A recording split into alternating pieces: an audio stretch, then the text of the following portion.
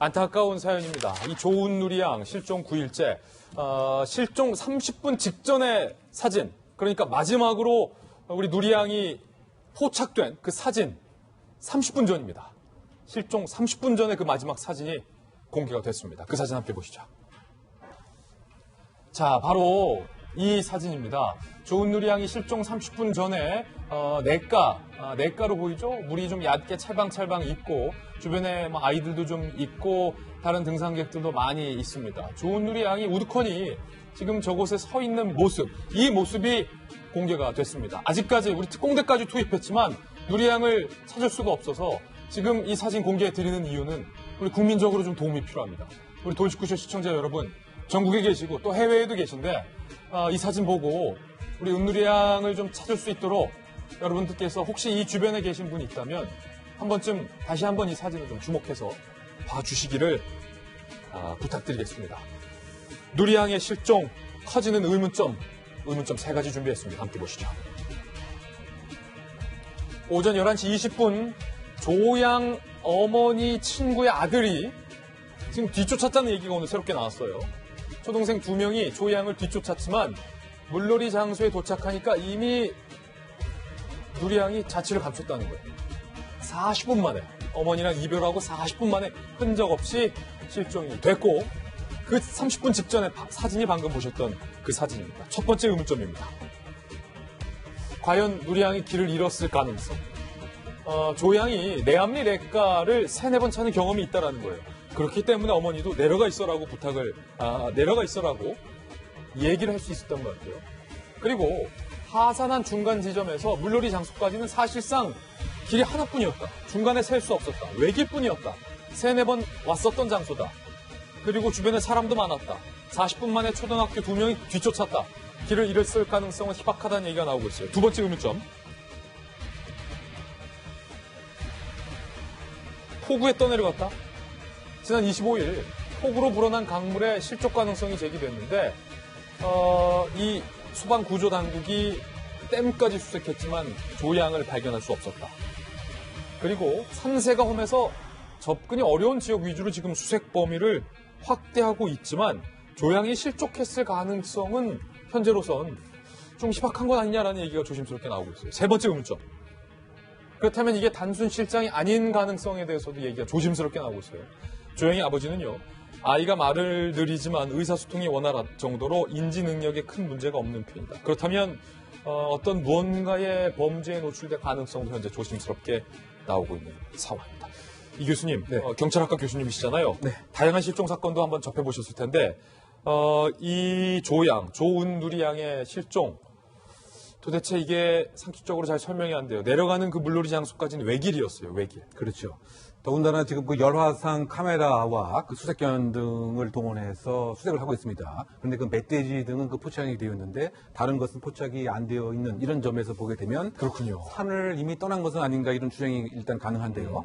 일단 그 실종이냐 아니면 범죄와의 연관성이 있느냐 이것이 이제 핵심 키워드 같고요. 일반적으로 그 3가지 가능성이 과거의 사례에서 유추해 볼 수가 있을 것 같습니다.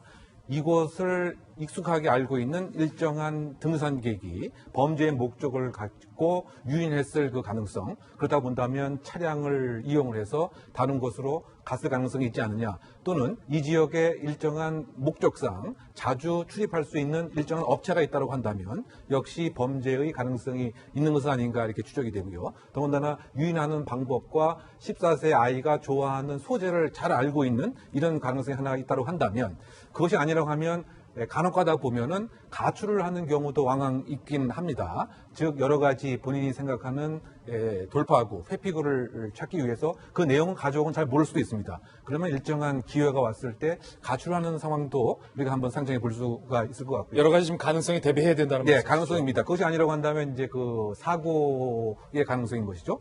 25일 폭우가 쏟아졌기 때문에 다리를 잘못 들어서 실족을 했고 혼자 나오는데 상당한 한계가 있었는데 물에 이렇게 휩쓸려 갔을 이럴 가능성이 있지 않는가 그 생각이 드는데요.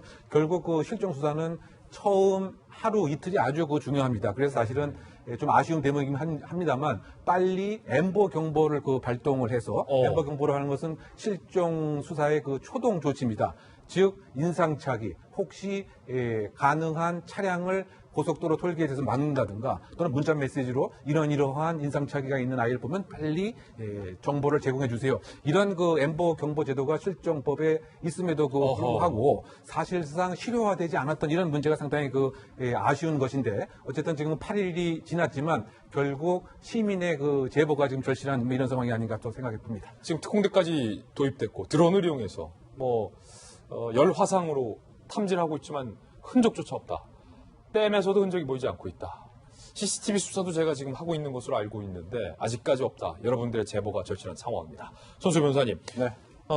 부모님이 얼마나 애가 끓을까 감히 상상조차 안 될 정도의 고통일 것 같은데 실종 30분 전 사진도 공개한 이유 아마 이제 전 국민적인 도움을 원하는 것 같아요. 이 사진 보니까 더욱더 좀 애가 타는데 부모님들이 지금 조은누리 양에 대해서 여러 가지 지금 인터뷰를 하고 있잖아요. 어떤 내용들이죠? 네. 우선 지금 화면 나오는 것처럼 사진이 공개됐습니다. 즉, 실종의 경우라면 이제 마지막에 입고 있었던, 그 당시 입고 있었던 그런 의상을 여전히 입고 있을 가능성 또는 당시에 저 의상을 입은 상태에서 이동하거나 또는 누군가에 끌려가는 장면을 목격하는 사람이 있을 가능성 등이 있기 때문에 당시에 그 착용 의상과 신발 등을 공개해서 이제 간절하게 호소를 하는 것이죠. 그렇군요. 목격자의 제보를 지금 간절하게 기다리고 있는 것입니다. 그리고 또 가족들이 했던 이야기 중에 또 굉장히 좀 안타까운 말이 있어요.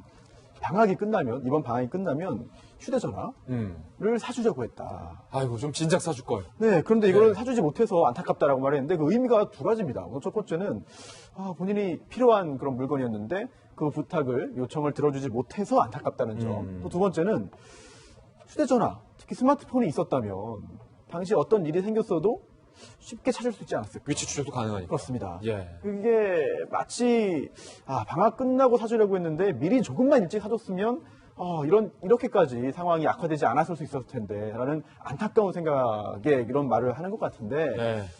사실 제3자 입장에서 이 가족들이 얼마나 지금 안타까운 심경이고 또한 슬픈 마음을 갖고 있을지 사실 짐작하기도 어려워요. 따라서 이제 그 군경이 함께 노력을 해서 지금 수색 작업을 벌이고 있는데 고생 많이 하고 있습니다. 더운 날씨에 조금 더 노력을 해서 하루 빨리 이제 무사히 가족의 품으로 돌아올 수 있도록 좀 노력해 주시기를 다시 한번 당부하겠습니다. 예, 안타까운 사실입니다. 여러분들의 제보가 다시 한번 필요하다는 말 호소드립니다.